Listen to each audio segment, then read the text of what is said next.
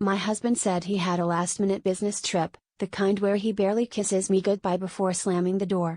I spent the first night alone, trying to convince myself the silence was peaceful, but it felt more like a warning.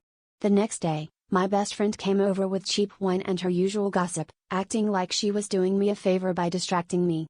She tossed her purse onto the kitchen counter, and it spilled open as she reached for the corkscrew. That's when I saw it, his wedding ring, the scuffed silver band he never took off, glinting between her lipstick and keys. She went pale when she saw my eyes dart to it, scrambling for an excuse, but the damage was done. I demanded answers, my voice rising above the clink of the bottle against the counter. She stammered something about helping him surprise me and he asked me to hold it, but even she didn't believe her own story. I felt my hands shaking as I grabbed the ring, the metal cold and heavy, like the truth I'd been too scared to face. All those late-night texts, the inside jokes, the way she always knew when he was out of town, it snapped into place, ugly and obvious. I threw the ring at her and told her to get out, my heart pounding so loud I barely noticed the tears on my face. Alone in the kitchen, I replayed every conversation, every glance, every lie between the two people I trusted most.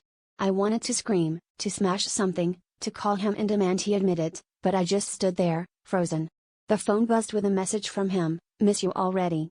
The words stung, a reminder that the person I loved was a stranger. By the time he got back, I'd packed his things and hers, but when he walked in, he didn't look surprised. He just looked tired, like he'd been carrying the weight of this secret longer than I'd known. As I stared at him, I realized the betrayal wasn't just theirs, it was mine, too. I'd seen the signs and chosen not to look. I let the lie live because I was too afraid of what the truth would mean. And in that moment, I understood, it wasn't just my marriage that was over. It was the version of myself who believed love meant ignoring the obvious.